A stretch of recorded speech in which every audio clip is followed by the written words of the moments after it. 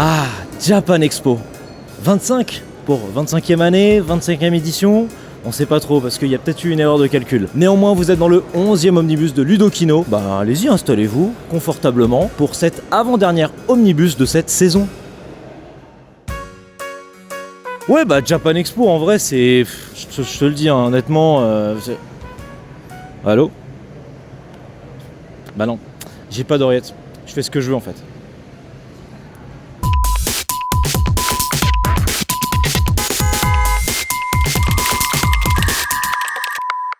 Si vous avez raté sa sortie remarquée en décembre dernier, petite session de rattrapage. Unbeatable, c'est un jeu de rythme et d'aventure avec un pitch plutôt simple. Dans ce monde, la musique est illégale et vous êtes en cavale avec votre groupe. Dans ce premier jeu du studio indé Decel Games, on y suit la vie de Beat et de ses camarades. Entre concerts clandestins, exploration, embrouille avec les flics et un mode arcade à 2 boutons qui est presque un jeu à part entière, la setlist est bien chargée. Autant vous dire qu'il y a de quoi tenir le tempo. Le projet ne sort pas de nulle part. Suite au succès de leur campagne Kickstarter en 2021, il nous avait été donné un premier aperçu du jeu avec une présentation de concept intitulée Unbeatable White Label, ainsi que d'une partie de la soundtrack avec l'album Demo Tapes composé par le groupe Peak Divide. Puis au printemps 2025, nous avons eu droit à une démo plus complète nous présentant le mode histoire, mêlant phase d'exploration et jeu de rythme, ainsi que le mode arcade qui, comme son nom l'indique, consiste à réaliser le meilleur score. À l'arrivée, Unbeatable a séduit bon nombre de joueurs du fait de sa direction artistique inspirée des animés des années 90-2000. Pensez Fooly Cooly, Beck ou même le plus récent, Bocchi de Rock. Et sa soundtrack indie rock entraînante, apportant un vent de fraîcheur avec son identité radicale. Un alignement parfait de références et d'œuvres cultes entre des communautés qui se comprennent. Celle de l'animé, de l'indie rock et du jeu de rythme. Le tout servi par la simplicité de son gameplay à 2 boutons. Et si on vous en parle aujourd'hui, c'est parce que le studio Decel vient de sortir la mise à jour 2.0, gratuite, offrant de nouveaux personnages jouables, des fonctionnalités réclamées par la communauté comme du quality of life pour plus de confort de jeu, et même le thème du générique de fin qui devient jouable. Le genre de mise à jour qui fait plaisir à voir sur un premier jeu de studio indé. Et ce n'est que l'échauffement. Depuis le 27 juillet, Decel et son éditeur Playstack ont fait débarquer le jeu sur Nintendo Switch 2, accompagné de son premier gros DLC, The Jamie Page Content Companion. Au programme, une douzaine de chansons, dont un tiers d'original composé par Jamie Page, une productrice bien connue de la scène Vocaloid. Et tout en ajoutant encore plus de personnages, stages et secrets. Le même jour, des localisations japonaises et chinoises arrivent gratuitement pour tout le monde, et Decel promet déjà des chansons gratuites chaque mois et un deuxième DLC en production. Notez également l'annonce d'une sortie physique du jeu sur Switch 2, PS5 et Xbox Series, assurée par I Am 8-Bit. Et pour l'occasion, quelques goodies bien attendus sont à prévoir comme des t-shirts ou des posters, et surtout la très cool bande-son originale en vinyle et CD. Bref, si vous êtes fan, faites-vous plaisir, les précommandes sont ouvertes jusqu'au 10 août prochain. Par ailleurs, si le jeu vous intéresse, vous avez toute la liberté de tester Unbeatable White Label qui est encore disponible gratuitement sur PC. De quoi vous mettre dans l'illégalité en douceur.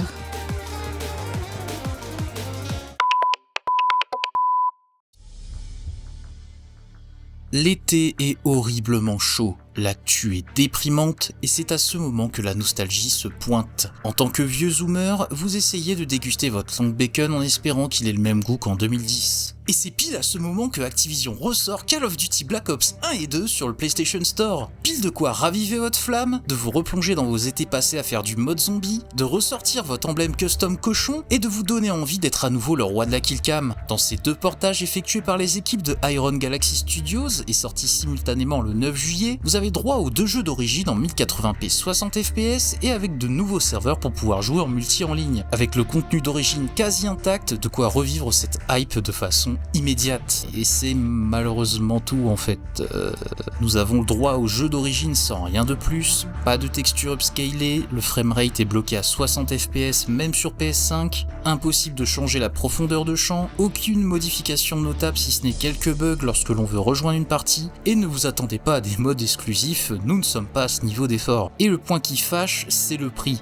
40€ par jeu et avec un Season Pass vendu séparément à 30€ comme à l'époque. On perd pas le nord chez Activision. Certes, les possesseurs du PS Plus peuvent avoir les jeux et les DLC à moitié prix, mais ça reste une réduction temporaire. Dans le fond, on dirait un acte désespéré afin de gratter des thunes auprès des anciens joueurs qui n'auraient Dieu que pour les anciens épisodes, quitte à ce qu'ils repassent à la caisse pour jouer à des jeux de 2010 et 2012. Mais en même temps, à la vue des derniers jeux de la série qui sont de véritables usines à gaz, qui coûtent plus cher et qui possèdent des microtransactions omniprésentes dignes d'un free-to-play, ce n'est peut-être pas tant un si mauvais deal que ça. Au moins, les deux jeux sont jouables et l'appel du frag est toujours aussi présent. Et le succès est déjà au rendez-vous puisque Black Ops 2 comptabilise pas moins de 5 millions de joueurs aux US à lui seul. Au-delà du coût abusé pour revivre l'expérience Black Ops le temps d'un été, ce serait vous mentir si je vous disais que ce n'est pas un kiff de rejouer au jeu. La preuve, à la rédac de Ludokino, plusieurs sont tombés dans le piège, dont votre interlocuteur.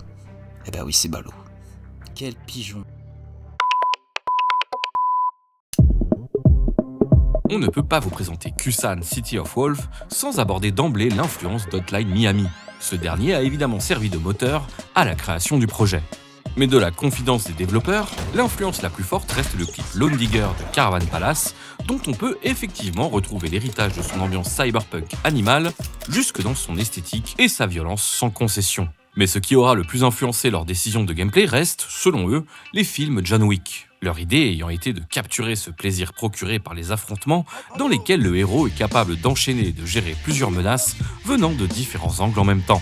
Ce qui se traduit en jeu par l'arsenal et les capacités dont dispose notre protagoniste Jin, ex-militaire, hanté par des PTSD liés à son passé mystérieux. Classique.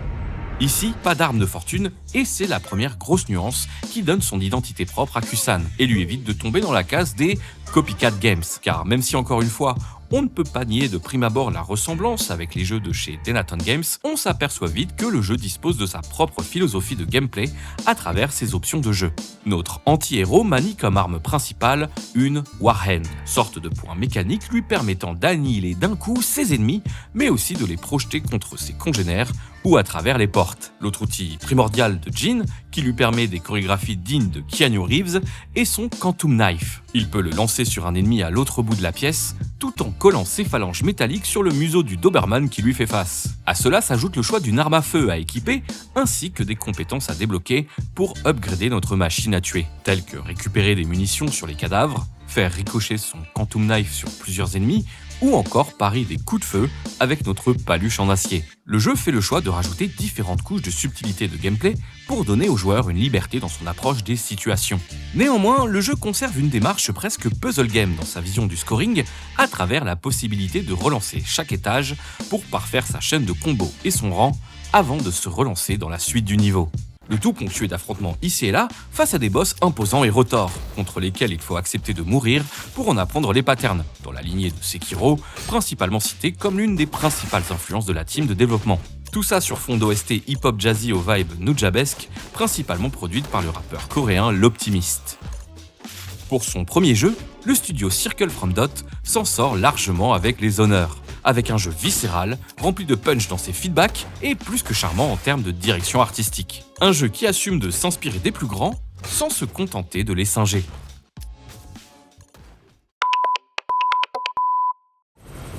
Entre Tarkov, Marathon et autres Ark Raiders, le raid d'extraction est devenu le genre à la mode. On descend, on loot, on prie pour ressortir vivant sans se faire dépouiller par un gamin de 14 ans planqué dans un buisson. Alors quand Nintendo débarque avec son propre Raiders, mettons les choses au clair tout de suite, non. Splatoon Raiders n'est pas un extraction shooter, et c'est précisément ce qui le rend intéressant.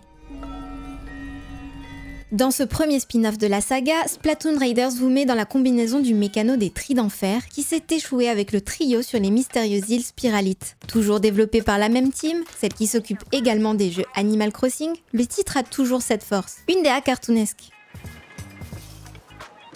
Le programme ? Des raids oui, mais version chasse au trésor. On explore, on se plate du salmonoïde à la chaîne, on ramasse un max de butin et on rentre à la base tout revendre pour améliorer son arsenal, ses gadgets et le QG du groupe. Un gameplay qui n'est pas sans rappeler le mode Salmon Run de la saga, poussé ici à son paroxysme. La boucle du genre en surface, sauf qu'ici, personne ne viendra vous tirer dans le dos ni piller votre cadavre. Car c'est bien là le geste. Une aventure avant tout solo, une grande première pour la série, où un membre des Tris d'Enfer vous accompagne embarqué dans un robot, le Bot Buddy. Pas de PVP, pas de FOMO, pas de loot perdu en cas de game over, 3 niveaux de difficulté modifiables à tout moment, du mode touriste au mode survivaliste, qui n'affecte que le combat, jamais votre butin. Et si vous voulez quand même de la compagnie, un mode coop jusqu'à 4, en ligne ou en local, rééquilibre automatiquement la difficulté pour que tout le monde s'amuse. Coincé sur un niveau ? Une option permet d'appeler à l'aide n'importe quel joueur en ligne, et inversement, de se proposer pour dépanner les autres et empocher du butin au passage. Bref, là où le genre carbure au stress, à la punition et à la peur de tout perdre, Nintendo prend la boucle raid et loot et en fait l'exact inverse. Une chasse au trésor décomplexée, à son rythme, entre potes ou en solo. L'anti-extraction shooter, on vous dit. Dans un entretien, les développeurs ont la parole, l'équipe raconte même que le jeu a bien failli être tout autre chose. Un prototype façon Tower Defense à base de pièges a été abandonné en cours de route. Le directeur Ito Yoshihiko expliquant qu'à ce stade, l'équipe ne reconnaissait plus vraiment un jeu Splatoon dans ce qu'elle était en train de fabriquer. Et clairement, Nintendo n'y va pas avec le dos de la cuillère côté promo. Vague d'amiibo Tris d'Enfer, comics dédiés sur l'appli Nintendo Today et Splatfest spécial avec thèmes et icônes exclusifs sur l'appli Switch Online. Difficile de louper que c'est l'une des grosses cartouches de Nintendo pour cet été sur Nintendo Switch 2. Et la bonne nouvelle, c'est que le pari est réussi. La critique est tombée et Splatoon Raiders décroche un métascore de 80, dans la moyenne haute de la série. Splatoon Raiders est disponible depuis le 23 juillet sur Switch 2. Reste à voir si le calamar tient ses promesses, mais les images à l'écran devraient déjà vous donner la couleur. Vous l'avez, calamar, couleur... Début juillet, c'est Japan Expo chez nous, mais côté outre-Atlantique, chez les Américains à Los Angeles, se déroule l'Anime Expo. Et là-bas aussi, les studios d'animation en profitent pour lâcher leurs plus grosses annonces de l'année. Comme chaque été, Trigger, un studio d'animation japonais que vous connaissez sûrement pour Kill la Kill, Dungeon Meshi ou encore Cyberpunk Edgerunners, a encore une fois préparé une grande messe pour l'occasion le 4 juillet dernier, afin de révéler de nouvelles informations à propos de leurs productions à venir. Tout d'abord, ce qui était le plus attendu, une tonne d'infos concernant la suite de l'anime Cyberpunk Edgerunners, intitulé Cyberpunk Edgerunners 2. Se déroulant toujours dans le même univers que le jeu éponyme à Night City mais avec un twist, il s'agit là d'une histoire standalone en 10 épisodes nullement liée à la première saison et supervisée par une toute autre équipe. C'est donc lors de ce panel qu'on a eu un peu plus d'infos sur les personnages de la série, bien que déjà annoncé quelques semaines auparavant, ainsi que tout le setup de cette saison. Avec Ikara Shikai à la réalisation et Otsuka Masahiko au scénar, ce Edgerunners 2 se veut d'autant plus choquant, cru et terre à terre sur la violence ambiante qui plane sur toute la ville, en s'inspirant de films comme La Cité de Dieu où la plupart des faits divers sont vus et enregistrés. Également, tout comme la première saison qui avait eu du Franz Ferdinand en opening, ici c'est carrément du The Cure qui a été choisi pour donner le ton de cette seconde saison, comme quoi Trigger persiste à piocher ailleurs que dans les choix traditionnels de BO estampillés pour des animés.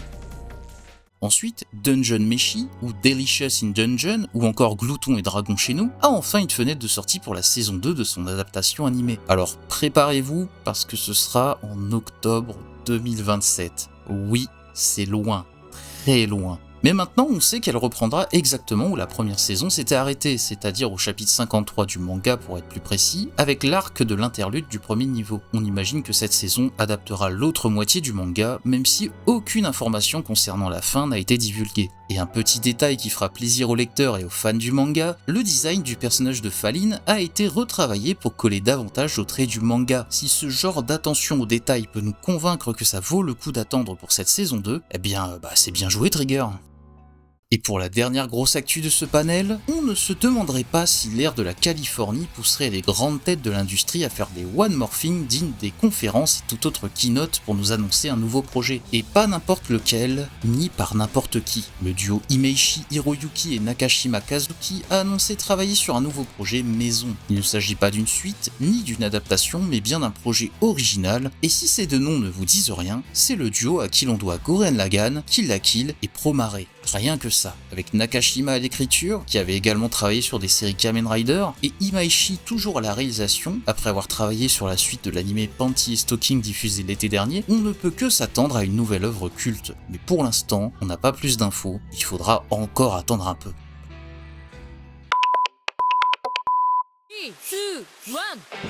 Nostalgique de la Dreamcast en manque de Jet Set Radio et de Crazy Taxi, si Bomb Rush Cyberpunk était venu étancher quelque peu votre soif de jeu à l'ADN Sega, c'est maintenant au tour de Dench Attack de lui emboîter le pas. On y dirige Amy, livreuse de ramen, qui va découvrir l'univers du Dench Attack, une contre-culture inspirée du Toge dans laquelle s'affrontent des conducteurs de train. Prétexte pour vous placer dans un Japon post-apo complètement loufoque et hyper référencé, où même si l'histoire du jeu est sympa, ce dernier nous dit lui-même qu'on en a un peu rien à foutre. Ici, l'essentiel va être d'enchaîner dose d'adrénaline sur dose d'adrénaline en traversant les différentes régions du Japon. On fonce à travers différents types de missions dans des stages au level design hyper inspirés et aux multiples embranchements à base de corner drift, de wall ride, de grind et de figures qui pourraient provenir tout droit d'un épisode de SSX. Le jeu propose aussi des combats de boss absolument grandiloquents.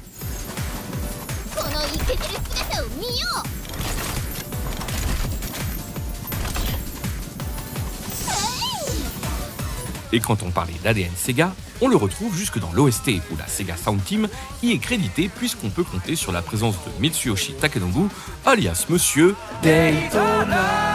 Il est accompagné de toute une ribambelle d'artistes prestigieux, tels que Takahashi Kota, que l'on connaît pour son travail musical sur différents opus de Ridge Racer, Clonoa 2, ou encore Ace Combat 2, ou encore Nagamatsu Ryo, qui a composé entre autres sur les bandes-sons de Mario Kart Wii, Super Mario Galaxy 2, ainsi que Splatoon 2 et 3. Côté artistes occidentaux, on retrouve T. Lopez, qu'on ne présente plus, Andrew Wan, Tumelo et Sean Bialo. Avec presque 4 heures de bande-son exceptionnelle, on ressent une vraie connexion entre les différents artistes. Selon nous, c'est déjà l'OST de l'année, même s'il y a de fortes chances que Geoff Keighley passe hélas à côté. Ouais. Pour revenir à nos wagons, si avec tout ça on ne vous a pas encore entièrement convaincu, ce que vous voyez à l'écran finira de le faire. C'est chouette, c'est pas cher, c'est dispo sur Steam et sur console, et c'est le genre de bouffée d'air frais qui mérite d'être soutenu.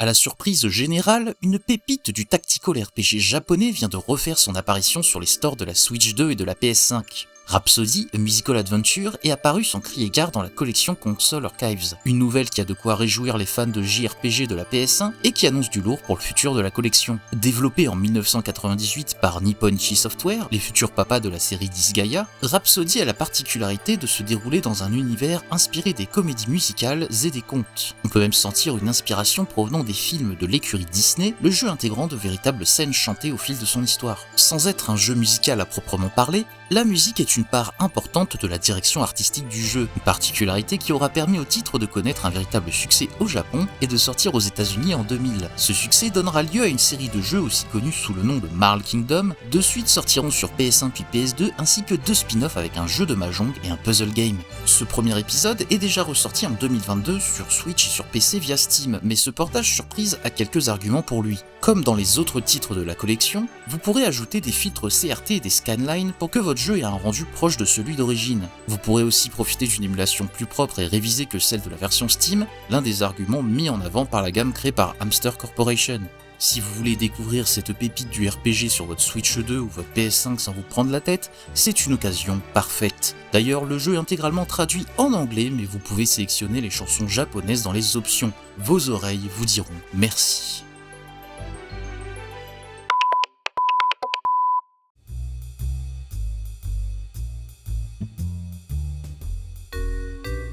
Salutations distinguées, si cet été vous n'avez pas grand chose sous la main à regarder, eh ben j'ai la solution pour vous. On est actuellement chez Oldie Anime et ils ont pas mal de choses à nous proposer en termes de Blu-ray, DVD, même des vinyles, et c'est plutôt pas mal.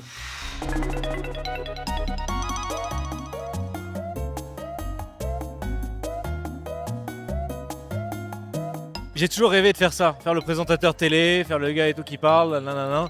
J'ai toujours rêvé de faire ça. Donc là on voit les jolis vinyles qui sont d'OST de pas mal d'animés précis. Hein, voilà, on va avoir du SNK, on va avoir du Cowboy Bebop, même du Perfect Blue. Enfin bon, c'est beaucoup de choses. La caractéristique de Oldie Anime, c'est de vendre du matérialisé. Quelque chose qui se perd hein, finalement. On le sait actuellement, l'industrie, c'est un peu difficile. Mais justement, c'est ça qui fait plaisir. C'est des Oldie Anime qui existent et qui mettre en valeur ça et qui en plus le font pas à moitié. C'est-à-dire que c'est pas juste on met le film sur la galette et ciao, non. Des fois, il y a des goodies. Bah là, par exemple, on a tout ce qui est sorti, tous les films de Hosoda, évidemment, que ce soit Miyuki, Summer Wars. On va aussi avoir tout ce qui est les films de Makoto, Shinkai, aussi tout ce qui est Dan Dan Dan, tout ça. Et voilà, on peut retrouver des trucs aussi. Le nouveau film avec Miku, là, qui est assez intéressant, assez rigolo, qui avait une distribution en plus en France qui était pas super facile, c'est un week-end. Donc là, forcément, en fait, ce côté avoir tout ça en sortie Blu-ray, DVD, ça joue beaucoup. Puis même, voilà, vous avez du Godzilla Minus One, ça fera plaisir aux gens de chez Tokukino, là, les vendeurs de Toku et tout ça, de Kaiju et tout. Et attention, hein, 4K UHD. Donc, il y a un respect sur les masters, il y a un respect sur tout ça. Voilà, c'est un truc qui se perd. On va aller voir un peu l'autre devanture.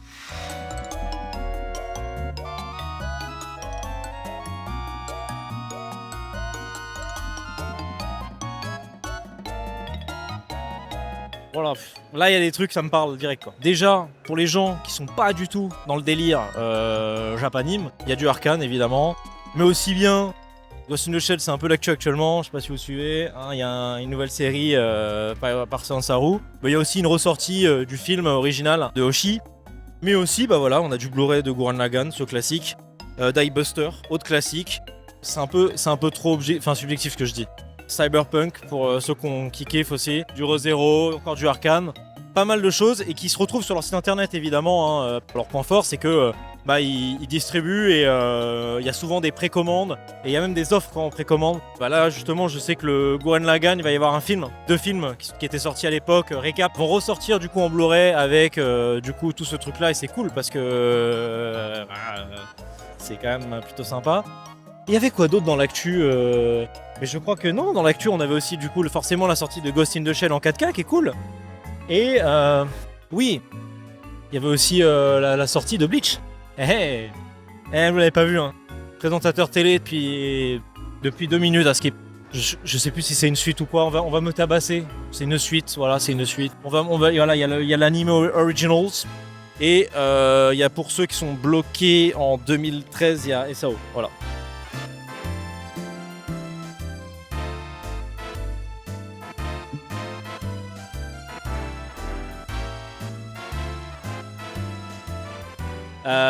C'est tout, c'est tout ce que j'ai à dire. Après, respect, tu vois, mais c'est cool. Et non, et franchement, le mur de vinyle, il est cool, quoi. Parce que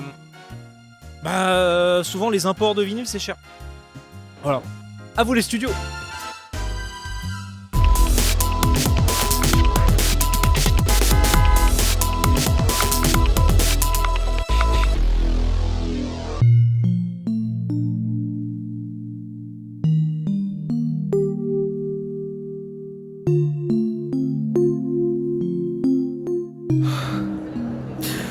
Les émotions, c'est beaucoup putain.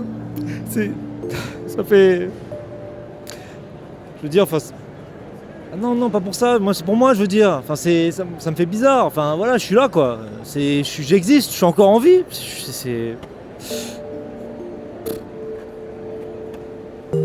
Là, vous savez très bien qu'il y a des gens, on peut pas leur suggérer des jeux. C'est parce que c'est tellement une démographie particulière. C'est un groupe de personnes. Je vais pas dire des noms, je vais pas balancer parce que sinon c'est les fans de Persona 5.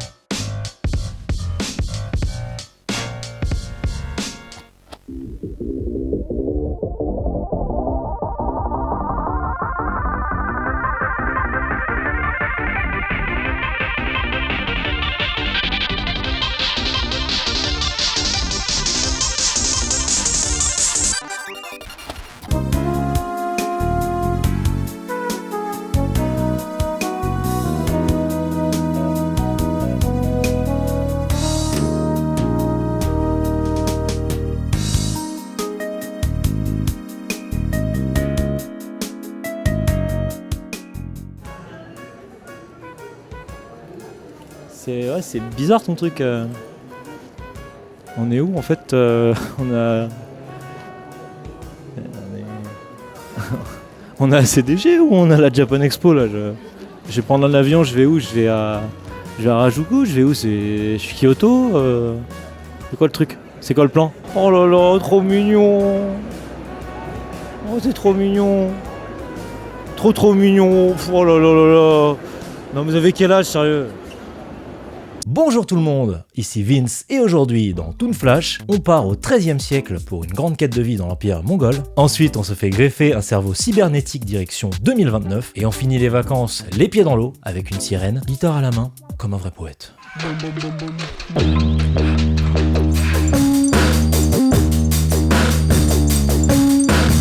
Et oui, vous l'avez compris, mois de juillet oblige, entre Anime Expo et Japan Expo, on va parler Japanime. Mais en mettant le paquet sur un studio japonais qui a une âme cartoonesque, je parle bien sûr de Seion Saru, le studio de Yuasa Masaaki et Choi Eun-young. C'est parti. On dit souvent que le savoir est une arme. Eh bien, Jadugar, c'en est un très bon exemple. Sitara, une petite fille vendue comme esclave dans la Perse du XIIIe siècle, est recueillie par une famille de lettrés, qui lui transmet tout ce qu'elle sait, lire, écrire, calculer et comprendre comment le monde fonctionne autour d'elle. Mais arrive un jour où l'empire mongol de Gengis Khan débarque et décide de tout plier, raser et capturer tout le monde. Ainsi, Sitara, traumatisée par de nombreux événements, fait face à son destin, décide de rebondir sur son sort et utilise son intelligence pour infiltrer la cour et survivre. Et pourquoi est-elle considérée comme une sorcière d'après le titre? Oui, parce que Jadugar, ça veut dire magicien en perse. Eh bien parce que sa sorcellerie, c'est de savoir lire. Adapté du manga de Tomato Soup, ici c'est Seion Saru qui s'occupe donc de mettre en animation le seinen d'une autrice qui a plutôt bien marché. Car on parle d'ici d'un manga qui a quand même eu en 2023 la première place du Kono Manga ga Sugoi, qui veut dire « ce manga est génial », soit une sorte de référence qui élit le meilleur manga de l'année, d'après les votes de plusieurs libraires et critiques au Japon. Ceci explique donc le pari fou du studio et l'implication d'un duo iconique. Abel Gangora sur la réal, talent historique du studio auquel on doit les openings, storyboards et les moments les plus iconiques dont ceux d'Aizuken et d'Andanan, et Yamada Naoko à la supervision, la légende qui a réalisé Keion chez KyoAni ou encore The Color Within qu'on avait vu à Annecy il y a 2 ans. Mais imaginez le duo quand même. Et ça se voit à l'écran, l'inspiration des miniatures persanes et manuscrits médiévaux venant du manga a été gardée, en y ajoutant le parti pris très Seion Saru, c'est-à-dire une DA assumée avec ses aplats de couleurs, ses décors qui assument le décoratif, ses personnages avec un trait rond et hyper lisible mais qui se déforment quand l'émotion monte, on est presque sur de la fresque qui bouge. Visuellement, ça peut rappeler de ce qui avait été fait en France pour l'adaptation du roman d'Amélie et la métaphysique des tubes. L'anime est diffusé depuis le 4 juillet au Japon et est dispo en simulcast sur Crunchyroll. Ghost in the Shell, ce culte classique de la Japanime, au même titre qu'Akira ou les films de Kon Satoshi comme Perfect Blue, une œuvre qui a compté dans la démocratisation de la Japanime en Occident et particulièrement en France, considérée comme la licence cyberpunk qui a inspiré Matrix et à peu près tout le monde depuis, eh bien, Seion Saru vient d'en faire un reboot. Pour la première fois, ce n'est pas Production IG qui s'occupe de l'anime, le studio historiquement derrière les adaptations animées de la licence, comme le film Doshi de 95, ou encore Standalone Complex. Petite piqûre de rappel pour ceux qui ne connaissent pas l'univers. On est dans un futur proche où l'augmentation cybernétique est monnaie courante. Le cerveau est connecté et ton corps est remplacé pièce par pièce. Et forcément, ça pose une question toute bête.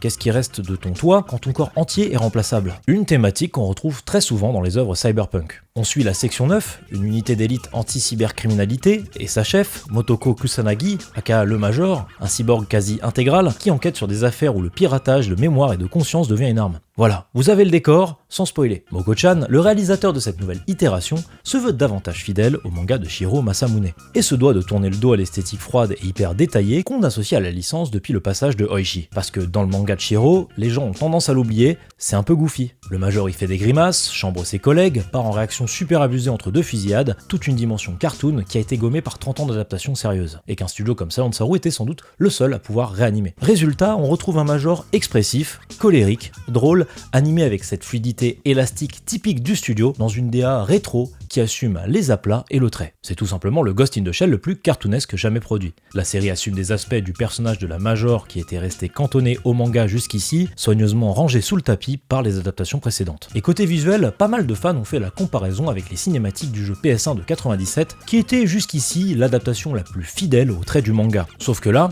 c'est plus 3 minutes de cinématique. C'est une série entière dans cette énergie-là. Et à la tête de l'animation ainsi qu'au chara-design, on retrouve Anda Shoei, qui avait aussi bossé sur Little Witch Academia, ainsi que Scott Pilgrim's Take Off. Et le flex ne s'arrête même pas là. Le logo de la série est signé Sorayama Hajime. Et si son nom vous dit rien, c'est le créateur des Sexy Robots, ces femmes robots chromées qui ont influencé Robocop ou encore le robot chien mignon Aibo de Sony. Et plus récemment, c'est lui qui a designé la fameuse statue géante plantée au milieu de la scène des concerts de The Weeknd.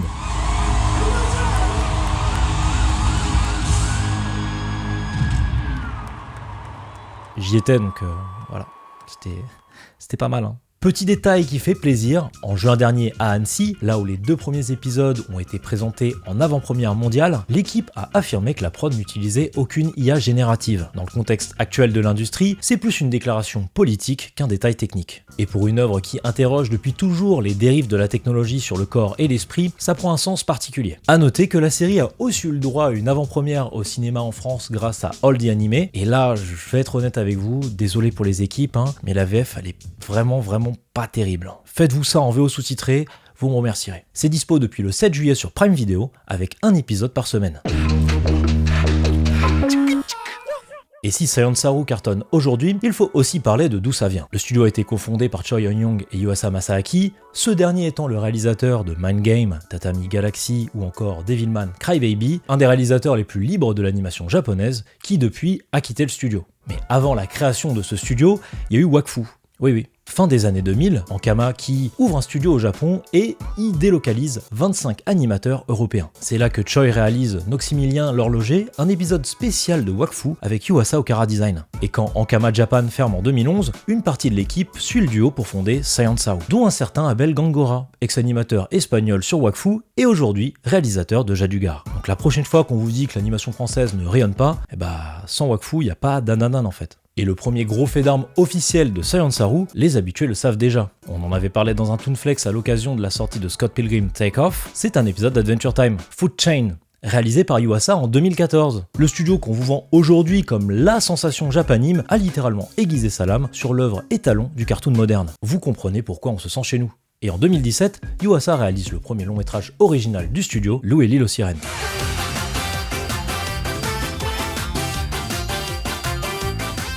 Kai est un collégien renfermé qui vit dans un petit port de pêche. La nuit, il compose seul dans sa chambre et balance ses prods anonymement sur internet. Oui, le film parlait déjà de Bedroom Producing en 2017. Repéré par ses camarades de classe, il rejoint à contre-cœur leur groupe. Il commence à répéter sur une île isolée, loin des regards, logiquement baptisée l'île aux sirènes. Et comme son nom l'indique, l'île va effectivement leur amener une sirène.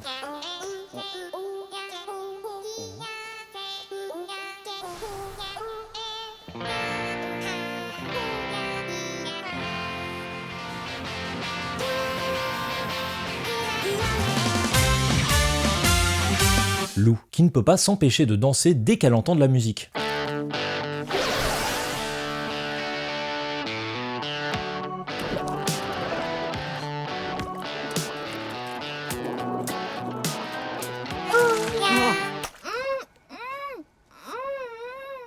Alors oui, dit comme ça, une créature marine qui débarque chez les humains dans un petit port de pêche et une histoire d'amitié, la comparaison avec Ponyo, elle revient tout le temps. Il y a même une review sur Letterboxd qui dit que le film, c'est un peu Ponyo, mais avec un mec qui passe son temps sur Bandcamp. Mais en vrai, niveau vibe, on est plutôt entre Lilo et Stitch et Steven Universe. Sauf que là où ces titres restent sages, Yuasa fait dans le cartoon sous acide.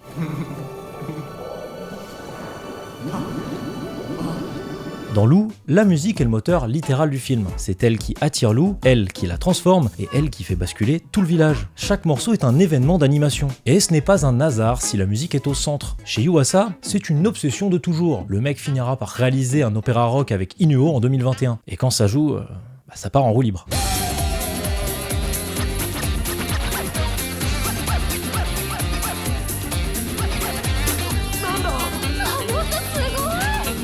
Le film est animé en grande partie sous Flash, le même logiciel qui est utilisé par des animateurs occidentaux, dans un long-métrage japonais, ce qui donne des déformations impossibles, des jambes en spaghetti, des séquences de danse complètement rubber hose. Il y a même une scène qui équivoque carrément l'animation ultra fluide des vieux cartoons Betty Boop des années 30. C'est un film japonais qui fait le pont entre Tex Avery et l'anime, et qui a raflé le cristal du long métrage à Annecy en 2017. Et en plus de tout ça, village côtier, soleil, musique, baignade, c'est objectivement le film à regarder pendant l'été. Fraîcheur garantie, zéro prérequis, ça se regarde même en famille. Et c'est dispo en France, en Blu-ray et en DVD chez All the Anime.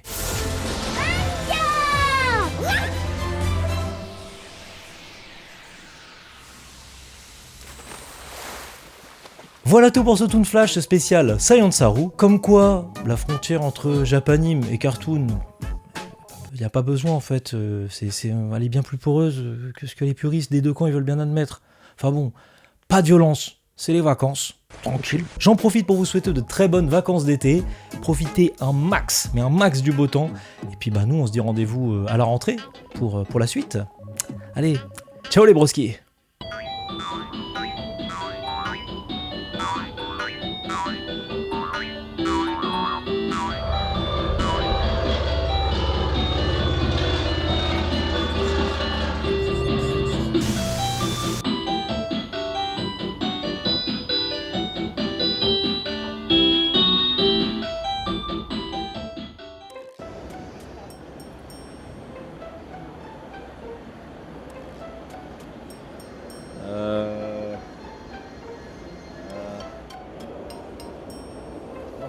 Je disais pas du tout ça, non c'est pas moi. Oh merci. Mais ils ont carrément oublié de me créditer, tu le sais ça. Genre là-dedans moi j'étais là-dedans. Tu vois par exemple le Rider Kick, tout ça là, dans Kamen Rider. C'est juste inspiré de moi une fois, un duel à Châtelet-Léal. Il y a un japonais qui est passé par là, il est trop fou ce mec, c'est resté quoi. Ça c'est moi, c'est tout moi. Eux là. Ça, bon, je vais pas donner tous les détails, ça rappelle des soirées un peu bizarres. C'était juste un délire avec des potes. On voulait un peu se délimiter un peu pour avoir fait une LAN sur Halo. Et en fait, on avait repris un peu le délire des couleurs. C'est très bien expliqué, mais ça me rappelle qu'on a un format sur Ludokino qui s'appelle Tokukino.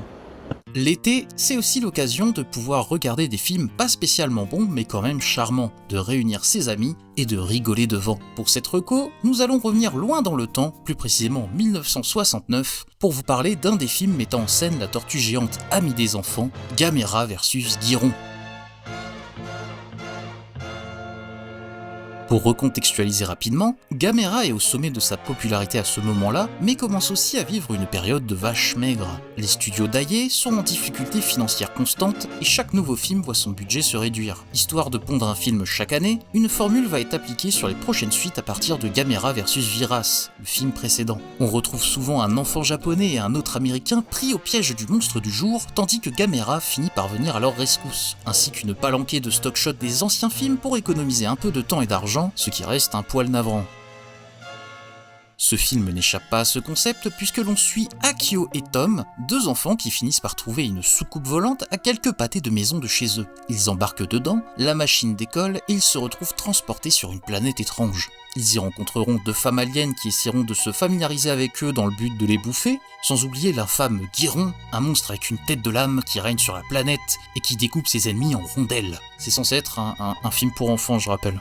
Parmi cette vague de films Gamera fauchés comme les blés, celui-ci arrive à être paradoxalement généreux. Si vous aimez les maquettes, les décors de SF en carton-pâte remplis de diodes et des costumes au rabais, vous serez aux anges. Le film possède une véritable patte kitsch qui participe grandement à son charme et qui fait que l'on peut passer un bon moment devant, sans oublier le jeu d'acteur malheureusement nul qui en rajoute une couche. Bon, on peut excuser celui des enfants, mais celui des adultes n'est pas meilleur non plus.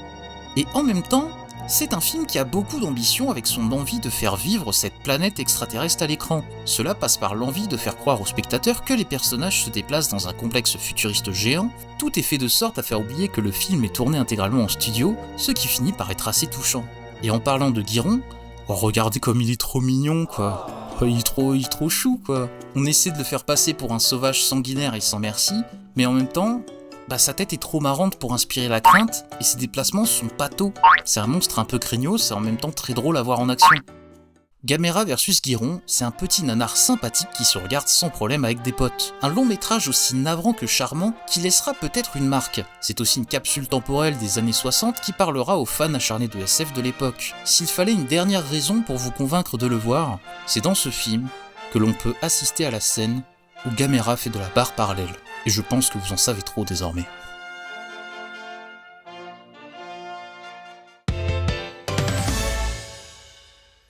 Pour notre deuxième film, on va retourner en 2004. Preuve s'il en est que je suis plutôt obsédé par les tokusatsu du début des années 2000. Mais que voulez-vous, on était vraiment sur un âge d'or. Et en plus, c'est un sacré morceau, car après presque un an entier d'émission, ça y est, Tokukino parle enfin d'Ultraman.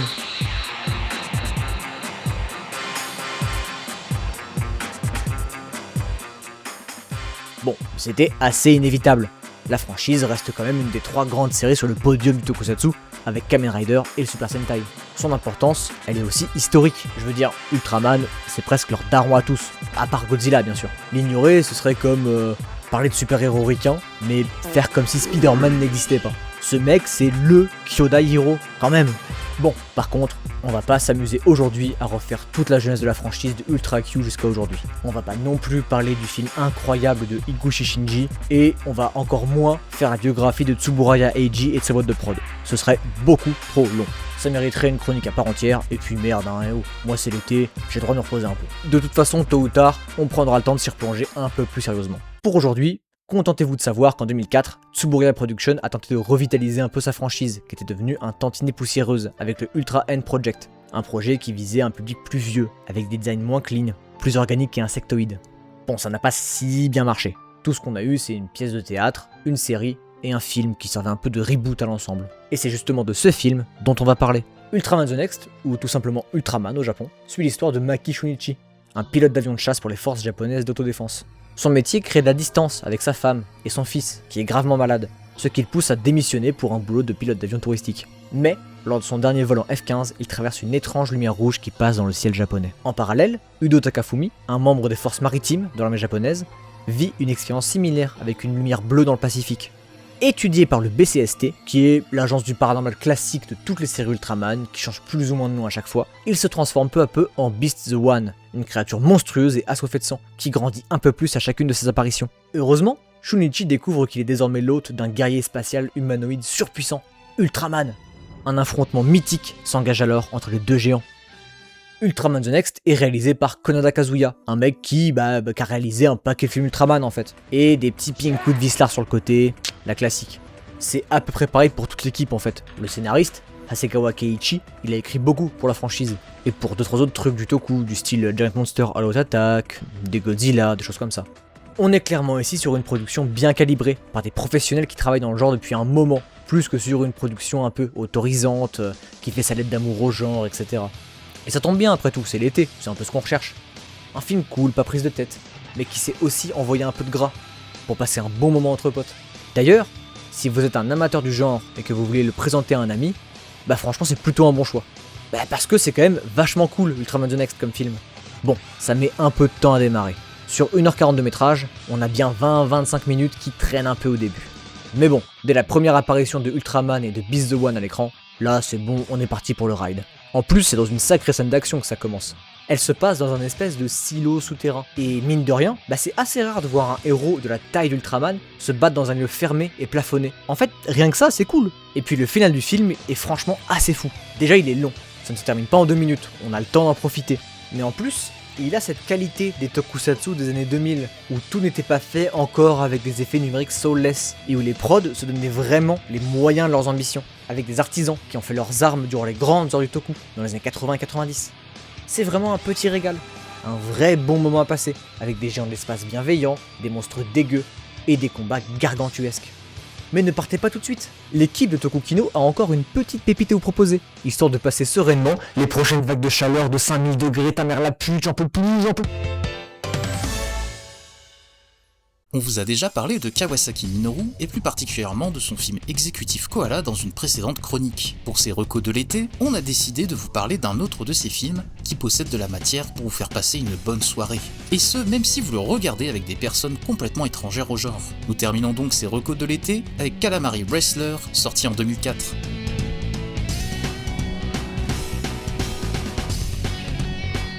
Il s'agit de sa 4e réalisation, de son premier film original, et c'est à partir de celui-ci que Monsieur Kawasaki se fera un petit nom dans le milieu. D'autant que le film fera le tour des compétitions indépendantes dans le monde, telles que le Festival Fantasia à Montréal, où il obtiendra le prix du public. Le film commence par une finale de championnat de catch où le combattant Taguchi Koji gagne son titre de champion du Japon et décroche la ceinture.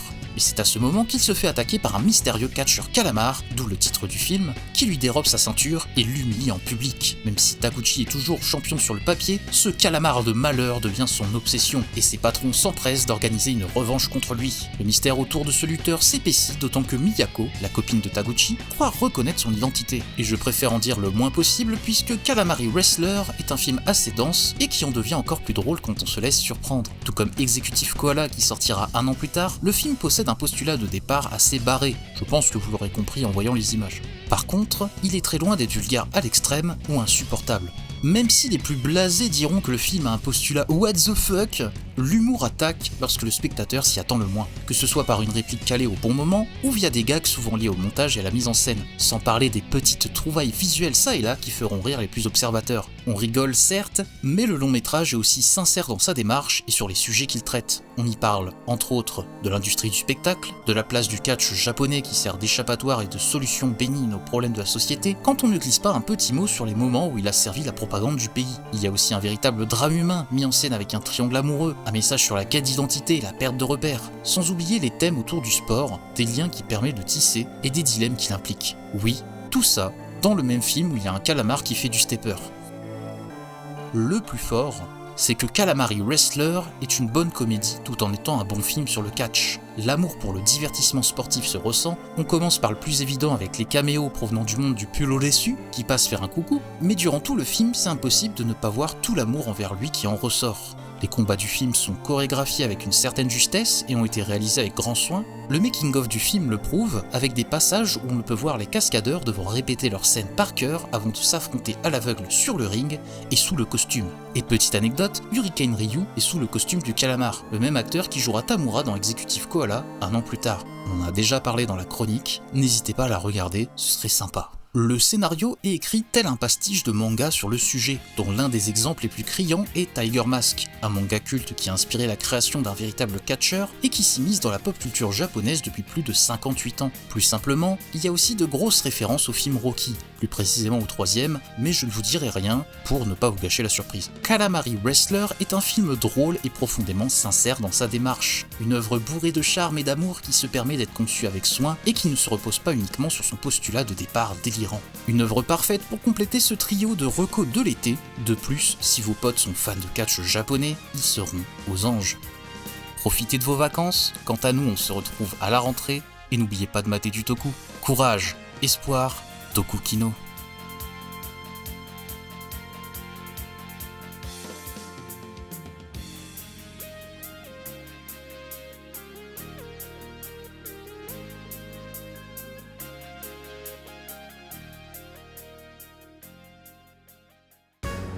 Japan Expo, le coin fumeur. Mais à l'ancienne, c'était aussi le coin des youtubeurs. Et comme vous le remarquez, il n'y en a plus en fait. Soit c'est des exilés fiscaux maintenant, des streamers, ou des gens qui ont des casseroles au cul.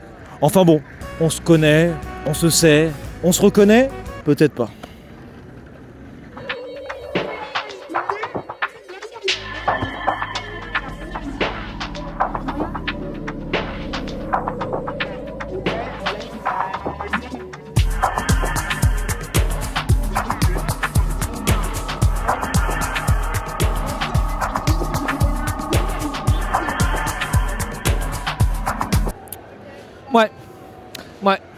Ouais. Mais il n'y a pas de testicrousti en fait sur cette carte, donc bon. Et puis, moi j'avoue, je suis plus team sandwich merguez. Comme ces bons vieux Wendo et Vince, qui ont un nouvel épisode de Merguez in Paris, right now. Bon les broskis, comment ça va? C'est l'été in Paris, summer in Paris, Merguez in Paris. On est back, on est de retour. Il y a Wendo qui est juste là, regardez. Oh là là, ça faisait longtemps. Je me fais alpaguer par une guêpe. Ah là là, C'est la preuve que l'été est là. La guêpe, t'en veux là. Elle en veut au micro. Putain, casse-toi. Ah là là, t'inquiète, ça va le faire. Attends, la guêpe, elle veut vloguer avec nous. Elle veut vloguer avec nous? Est-ce que c'est pas parce qu'on attire trop l'attention? Mais casse-toi, mais c'est une putain de dinguerie. Elle est toujours là. Allez, maintenant elle est dans tes cheveux là. Sérieux? Putain, mais elle est en train de niquer la prise, la guêpe là. Est-ce que la guêpe veut qu'on continue ce setup comme as en fait? Je sais pas, peut-être que la guêpe, elle a des trucs à nous dire, tu vois. La guêpe a des trucs à nous dire. Bon, après cette attaque de la guêpe, est-ce qu'elle est toujours là? Oh, elle est sur moi, putain, elle est sur moi.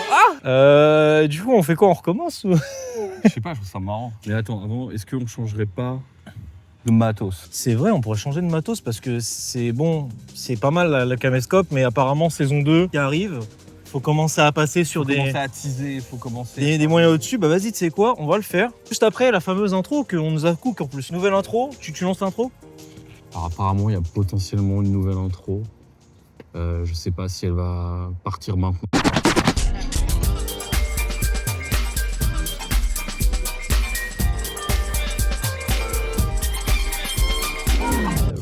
Un, 2, 3.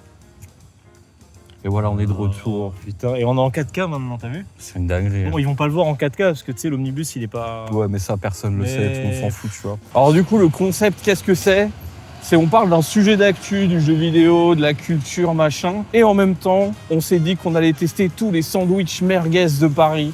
Ouais. Un véritable périple entre gastronomie de haut niveau et take sur le jeu vidéo.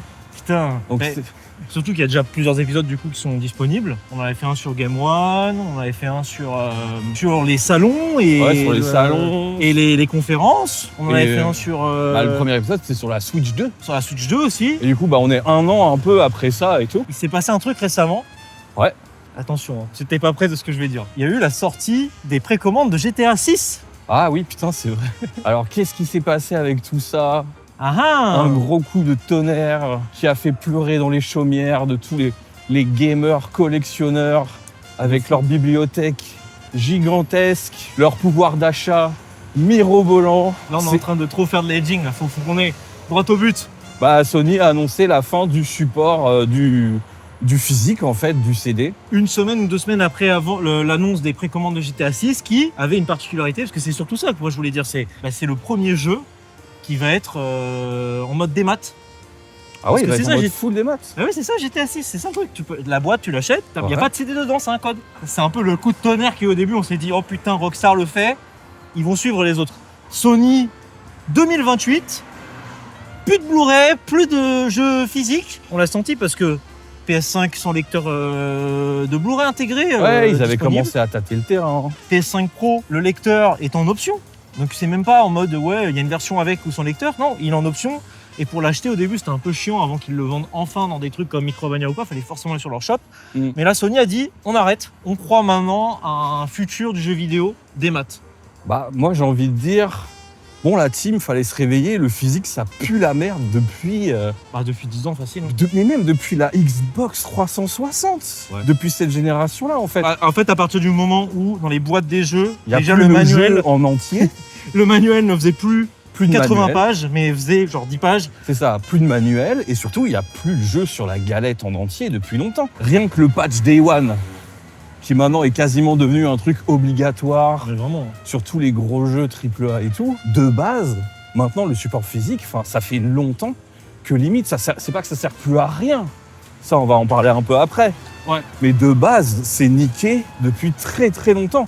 Et Ouais. je trouve ça bizarre qu'il a fallu une grosse annonce comme ça de l'arrêt du support du physique de la part De de fou. Sony pour que les mecs se réveillent. Bon, après, t'avais quand même des gens qui criaient au scandale. On en avait Bien parlé de la sûr. vidéo sur la Switch 2. On avait parlé du scandale avec les Game Keycards, que tout le monde n'a pas vraiment bien compris le concept. C'est ça, c'est Que ça. finalement, t'achètes quand même un jeu physique, mais le jeu, Oui, il je n'est pas sur la Je cartouche. suis quand même de mauvaise foi, il y a quand même plein de gens qui, même justement depuis l'époque de la Xbox 360 et de l'essor des DLC et tout, parce que c'est à partir de là que ça arrivait les DLC.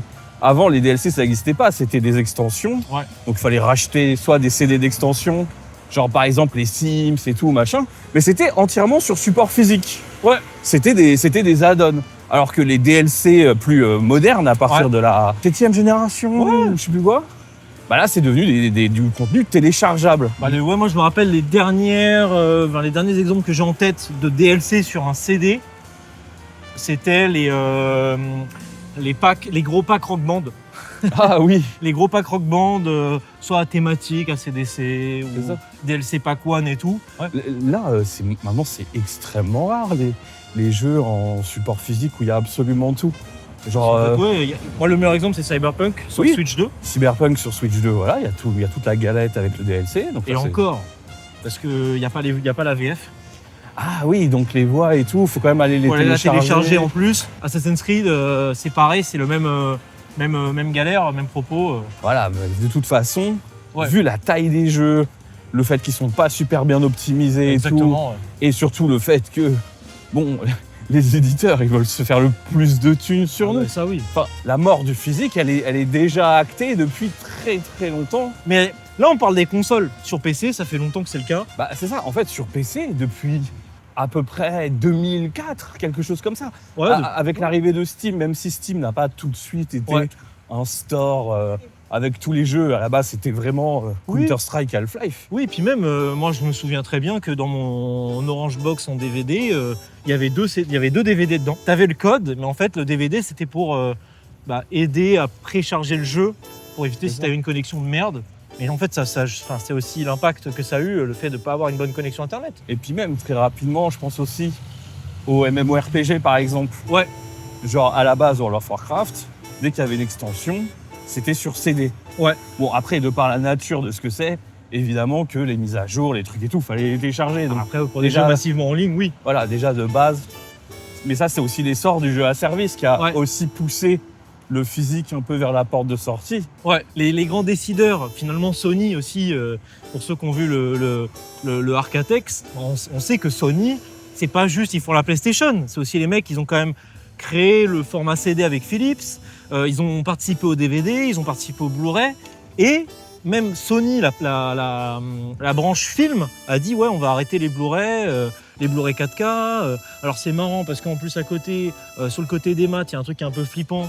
C'est qu'ils vont faire sauter tous les films Studio Canal que tu les aies loués ou Oui. achetés. En fait, c'est ça le Ils vont truc. sauter. C'est que le sujet, il s'arrête pas qu'aux jeux vidéo. Ouais, ça va très loin. Ça touche absolument toute l'industrie du divertissement. Sony aussi, ils sont propriétaires d'une plateforme de streaming en ligne qui Ah s'appelle ouais Crunchyroll. Ah ouais, c'est Sony. Et c'est Sony depuis Ah. 2-3 ans. Avant, c'était Warner. Ils avaient revendu à Sony, puisque Sony a One Pictures, Sony Music, Japan, c'est huge. Je Hein. savais pas, d'accord. C'est vraiment huge. Enfin, je suis pas étonné, mais oui, d'accord. Et Crunchyroll, là récemment, ils ont annoncé un truc. Ils avaient un store en ligne auquel tout le monde pouvait acheter du matos dessus, donc des Blu-ray, des mangas ou quoi que ce soit. Leur store online va devenir exclusif aux méga fans Crunchyroll, donc ceux qui ralassent déjà des abonnements. C'est-à-dire que si tu veux acheter une version physique d'un Blu-ray sur leur boutique, il faut déjà avoir l'abonnement Crunchyroll. Ah C'est pour moi, c'est du gatekeeping de bâtard. Oui. Et pour le coup, C'est vraiment scandaleux. mais qu'est-ce qui se passe en fait? Qu'est-ce qu'ils font? Et mais en fait, ça pareil, on l'avait senti avec la PS4 Pro. PS4 Pro, moi j'adore sortir cet exemple à chaque fois. Console 4K de chez Sony, donc la marque vraiment high, c'est la marque high-tech quoi, la marque hi-fi, elle peut pas lire les Blu-ray 4K. À côté, t'as la Xbox One S, même pas la X, hein, la S, qui coûtait 200 balles, donc la version pas chère, l'équivalent de la PS4 Slim Elle quoi. pouvait lire les Blu-ray Les 4K. Blu-ray 4K, même si elle faisait pas de jeu en 4K. Mais c'était une des features parce que Xbox avait joué sur ce truc-là. Microsoft qui, là, l'industrie, c'est le bordel. Hein. Microsoft aussi, pas que, sur d'autres trucs, on peut taper dessus. Hein. Oui. Que ce soit les changements, les rachats de studios qui ferment après Mais derrière. en vrai, t'as nanana et raison de tout. parler de ça, parce que moi, c'est ça qui m'énerve. C'est que les gens ne parlent que de la mort du physique, Ouais. que c'est un scandale, Ouais. que ah oui, on pense pas au choix du consommateur, je dois consommer. Ouais. Mais le vrai scandale, c'est ce qui se passe dans l'industrie du jeu vidéo. Ah, ça pue la Tous merde. ces Hein. studios qui ont été achetés pour ensuite se faire fermer la gueule, tous les licences. C'est du trading, c'est. etc. C'est ça qui est vraiment scandaleux. Que, évidemment, l'arrêt du physique, ça pose un souci au niveau de la préservation. C'est ça le physique aussi, c'est acheter des DVD, c'est pouvoir les prêter, c'est les Blu-ray, les vinyles et tout ça. C'est ces trucs-là. Une immense partie de l'essor Ouais. de la pop culture numérique, Ouais.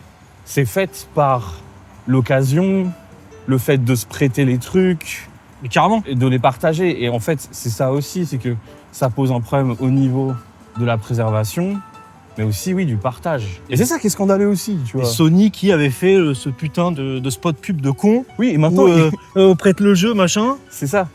Oui, pour faire la nique à Xbox, et maintenant... Et maintenant, bah, c'est eux qui causent le downfall. Ouais. Et je sais pas Après, si c'est un peu ironique. C'est un peu ironique. ironic. C'est à eux qu'on doit l'essor Ouais. du format CD. Ouais. Et c'est eux qui vont le tuer. Ouais, parce qu'aujourd'hui, il y a un truc de vouloir vendre du service. En fait, C'est ça. c'est créer un besoin, c'est tout ça. Oui, en fait, tout ça, ça devient plus un objet culturel qu'on peut consommer, posséder, échanger. Mais comme le Ça- mini Magazine Paris, qu'on avait parlé dans le Arcatech, on parlait de ça à un moment, tu sais. Quand je disais, ouais, les gens, enfin, on disait, ouais, les iPods et tout, Ouais. que t'es plus obligé de dépendre d'un abonnement, de streaming ou quoi.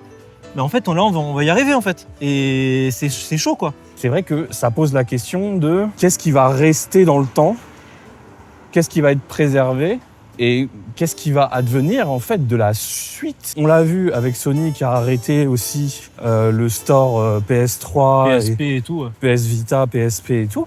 C'est Donc chaud. ça veut dire que tout ça devient du lost media. En plus, c'est la génération où on a eu le début des premiers jeux qui C'est étaient ça. uniquement en démat, parce que c'est ça. des jeux pensés, les jeux à 20 balles et tout ça. C'est comme le WiiWare. Quand le Ouais. WiiWare a fermé, il y a plein de trucs qui ont disparu. Ouais. Ce qui est un peu sinistre, c'est de se dire que là, dans le futur, dans 20 ans, Ouais. c'est les jeux PlayStation 6 qui vont disparaître. Au bout d'un moment, le hardware va arrêter de se renouveler. Ouais. Et tout va devenir 100% des maths. Et Streaming. ça va être un peu comme les free-to-play. Ouais. Où le truc, tant que ça fait de la thune, il existe. Ouais. Et après, je sais pas. Ouais, on va arriver là-dessus. Et c'est triste à dire, hein. Et c'est vrai que ça, c'est sinistre. On n'y peut rien, quoi. Bah ouais, hein. Moi je dirais, tu vois, même là, pour rebondir sur Xbox, il y a une rumeur qui dit que Faut la traverser. prochaine Xbox, ils appellent la Project Helix. Ouais, ça fait un bail, ça. Ça fait un petit bail, mais ils sont dessus parce que ça avait leaké, machin et tout. Ouais. Il y a une rumeur qui dirait que Microsoft, pour redorer un peu son image, serait prêt à laisser un lecteur dans la console pour Ouais. faire genre, haha, nous on a toujours un lecteur, donc Sony, vous êtes un peu nuls, hein, parce que nous on le fait. Ouais. Un peu comme à l'instar de les Xbox One S, et Bah tout oui, ça, mais- machin. Et attends. C'est pas ça, il n'y a pas que ça. C'est qu'en plus, derrière, ils vont faire un truc qui finalement va aller dans le sens de ce qu'ils voulaient faire de base avec la Xbox One. Tu mets ta galette dans la console, ça reconnaît le jeu, c'est OK.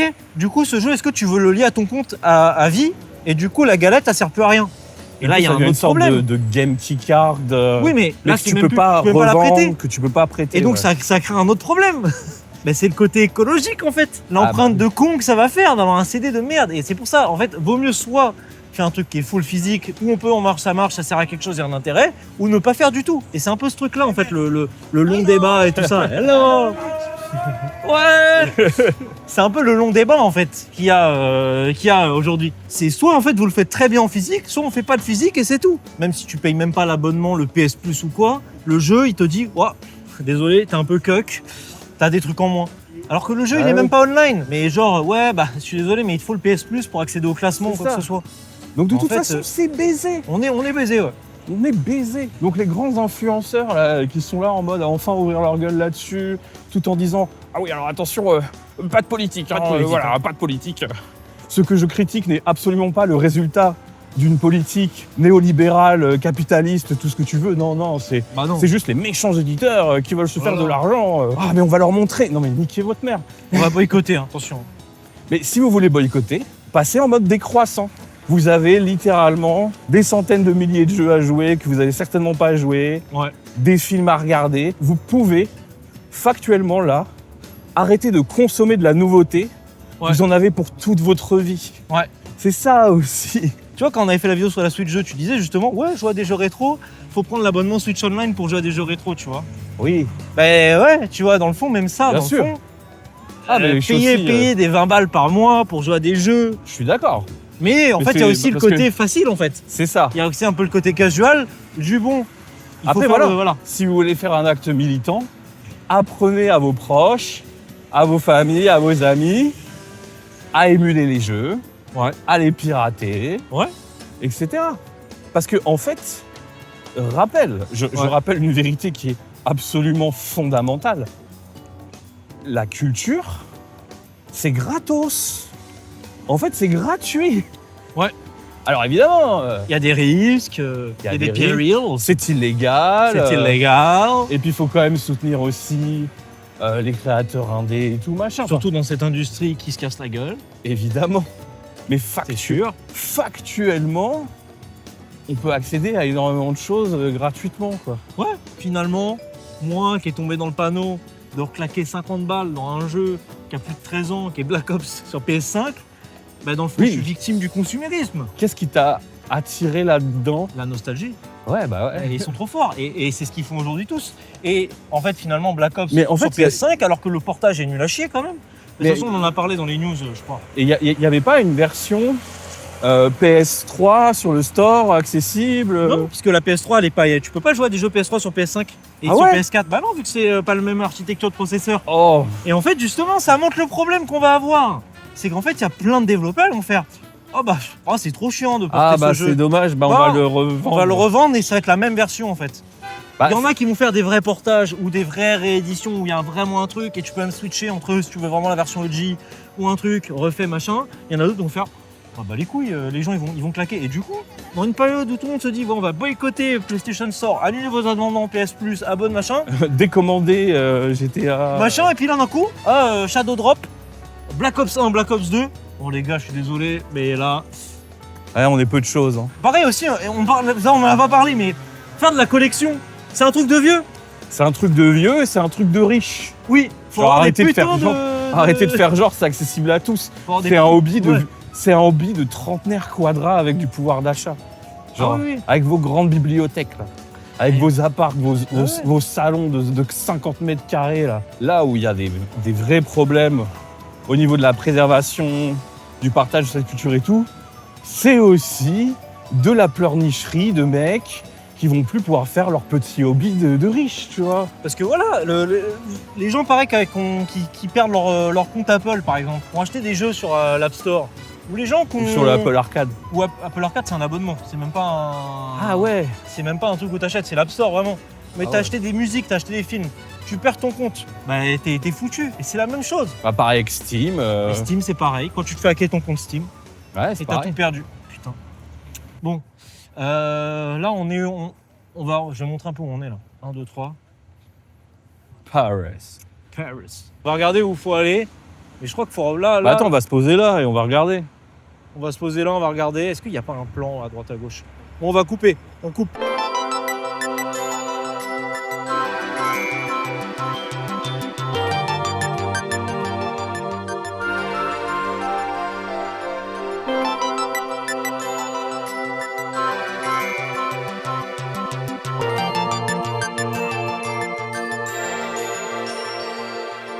Ah ouais, putain.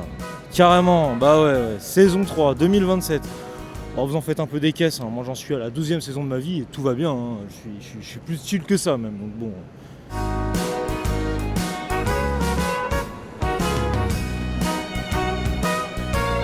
Merci. Merci. Numéro 1, bah écoutez, moi le sport ça a toujours été quelque chose de très précis, voilà. Moi je pense que le Nintendo Switch Sport Resort il a changé. Voilà. C'est plus la Wii, c'est plus Wii Sport, c'est Nintendo Switch Sport et ça a changé, voilà.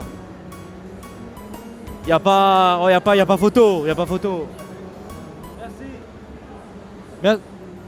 Là on va aller voir un petit concert conseillé par Zouk de Monthly Wave, chroniqueuse depuis très longtemps déjà, depuis le début du Dokino. Et là on va aller voir c'est quoi, c'est de la J-pop. Enfin bon, excuse-moi hein, mais moi j'écoutais de la J-pop avant que ce soit japonais.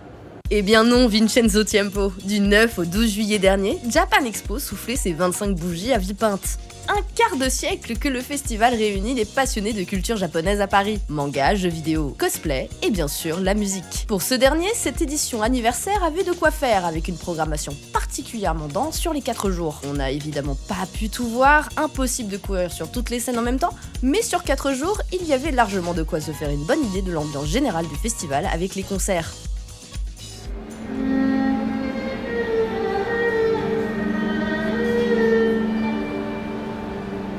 On démarre avec Sarah Lane, une chanteuse et violoniste australienne. Petite anecdote sympa sur son parcours, c'est en étudiant à Tokyo qu'elle a été repérée par Yasunori Mitsuda, le compositeur de Chrono Trigger, pour chanter le générique de fin du tout premier Xenoblade Chronicles, Beyond the Sky. Une chanson qui a littéralement changé le cours de sa vie et l'a fait rester définitivement au Japon. Depuis, elle a prêté sa voix à The Promised Neverland ou Monster Hunter entre autres.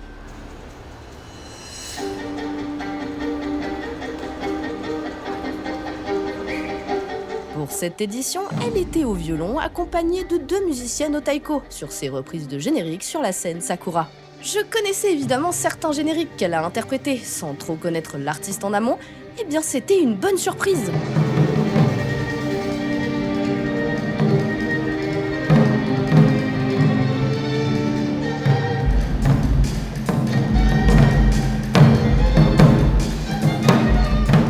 La performance live était maîtrisée, la puissance des taikos se ressentait, il y avait vraiment une très bonne énergie. Mention spéciale à la technique qui ont su régler un problème de Larsen avec le violon en speedrun à 1000%.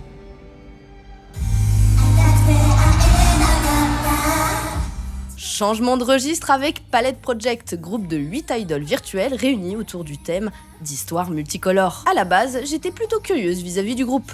Les idoles virtuelles, je connais un peu grâce à Miku et consorts, donc j'étais pas du tout réfractaire au concert en arrivant. Mais l'ambiance sur ce concert était particulière, la salle s'est vidée progressivement au fil du set, même chez des spectateurs visiblement très fans du genre. On a même vu un spectateur en veste Idolmaster 15e anniversary partir en plein milieu, une image qui résume assez bien le moment. Je rassure, la salle n'a pas fini entièrement vide, car les fans hardcore biberonnés au lore du groupe depuis des années étaient clairement en terrain conquis.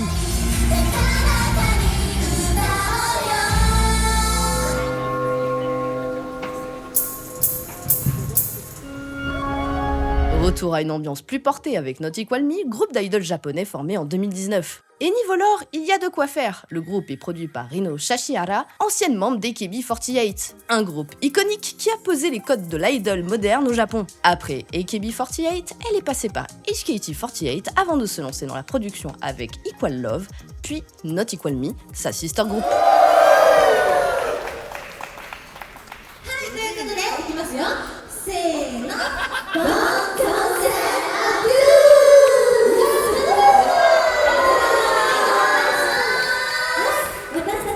12 membres, une formation ultra carrée sur scène et une énergie qui a clairement embarqué le public présent. Et là encore, ultra bonne énergie dans la salle, des chorégraphies bien léchées, un public visiblement conquis. Un excellent show sur la scène Ichigo de Japan Expo.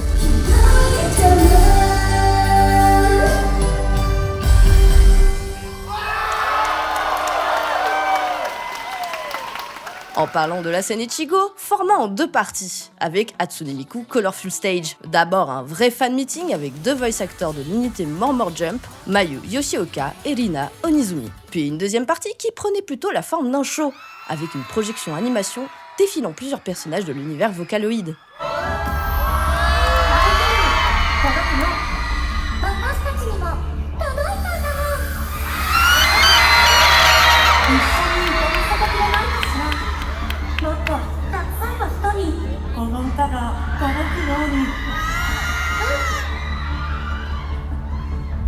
En ouverture, Miku et les personnages historiques Krypton, Rin, Len, Ruka, puis d'autres personnages originaux propres au jeu Project Sekai. Même si je ne connaissais pas la setlist par cœur, l'énergie était vraiment là. On était sur du Vocaloid très classique niveau chanson et genre. Donc ça a clairement ravi mon moi ado. Un bon moment de nostalgie assumée.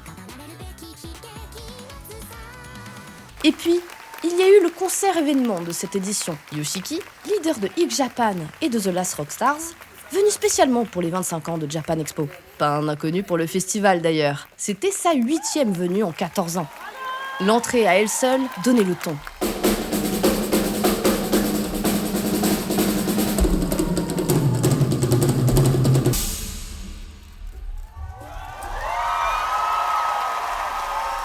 Yoshiki se lance directement dans un solo de batterie avant de monter en équilibre sur son tabouret. Une habitude qu'il garde malgré les risques. Il passe ensuite à son piano sur une scénographie sobre mais classieuse avec des images qui défilent sur les écrans derrière lui.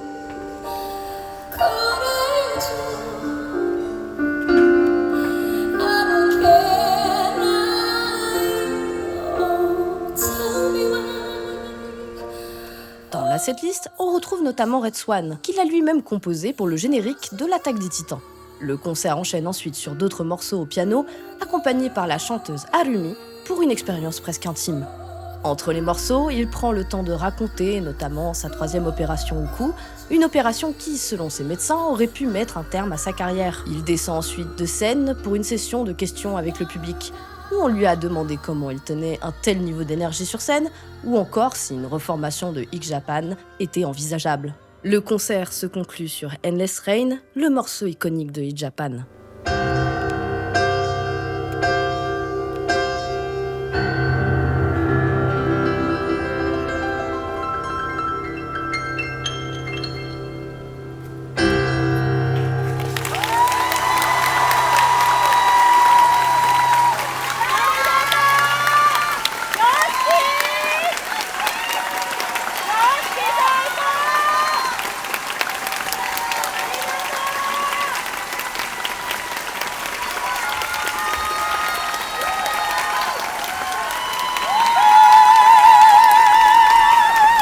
Le public était submergé d'émotions, certains en larmes.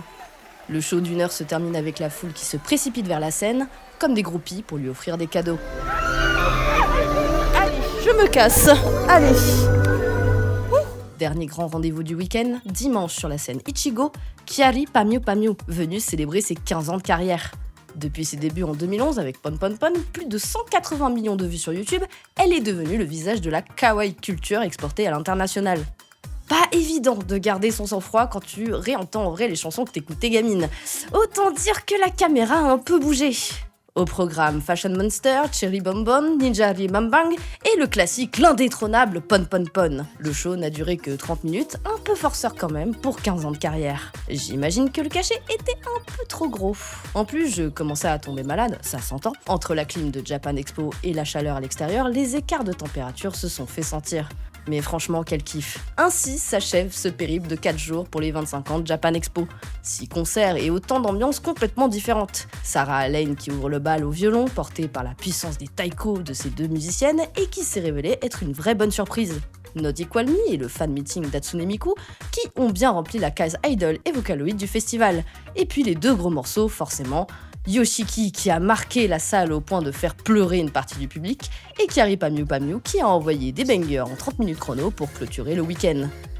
On n'a évidemment pas pu tout voir, la programmation était bien trop dense pour ça. Entre les scènes qui tournent en parallèle, les files d'attente et la chaleur, j'avoue que c'était dur de trancher par moments. Mais sur ce qu'on a pu capter, franchement, il n'y a vraiment pas grand chose à acheter. La musique reste un des gros points forts du festival, et ça fait plaisir après tant d'années. Bref, sur ce, n'oubliez pas de soutenir, vous abonner et partager la chaîne Ludokino. C'est très important, ça permet qu'on accède à ce genre d'événements et à vous faire des images de qualité. Et on se dit à la prochaine. Ouais, super, merci Wendo, merci pour le dérush ça.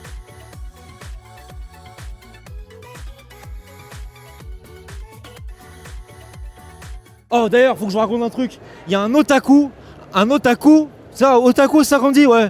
Ouais, il y a un otaku, il est venu me voir sur Twitter, il m'a dit, tu sais quoi, tu fais trop le malin broski, rendez-vous sur les tatamis à la Japan Expo. Mais ça veut dire quoi ça broski? Les amis, je sais très bien qu'à la Paris Games Week ça a fait réagir, ça a fait rugir. Mais bon. Escromania is back, le box break experience. Bah voilà, Micromania qui vend des cartes. Normal, il n'y a plus rien à vendre. Il n'y a plus de. Il n'y a plus de jeux, putain. Il n'y a plus de jeux, il n'y a plus de tout ça, c'est fini. C'est fini les jeux, ça n'existe plus. Ah si?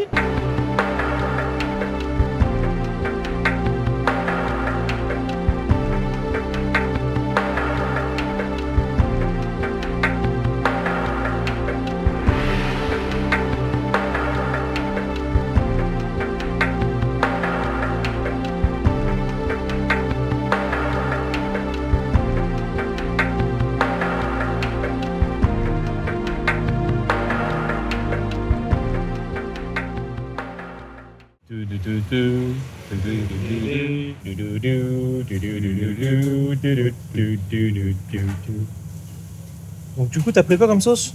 Arroz à sauce blanche, comme d'hab. Bah moi j'ai fait pareil. C'est fini la mayo.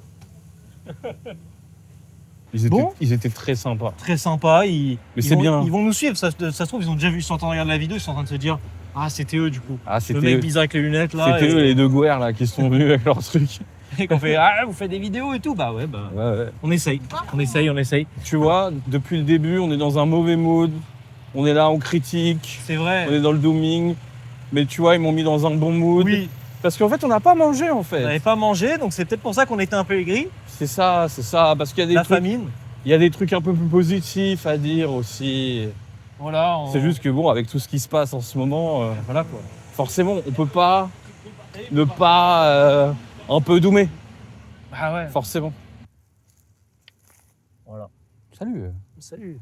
Avec du coup, là c'est les canettes. Donc on avait pris quoi comme boisson? Bah. Toi t'es en mode 7-Up. Et puis- Morito en plus. Morito. Ouais.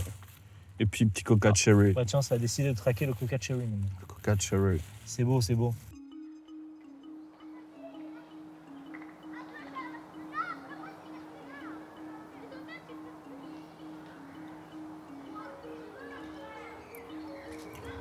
Non, c'est pour ça.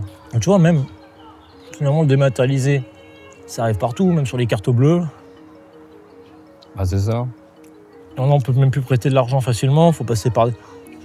En fait, le débat, il est là depuis des années, en fait. En plus, c'est pas qu'une histoire de jeux vidéo, en fait. C'est inévitable, c'est inévitable. De toute façon, ça va impacter notre consommation et tout.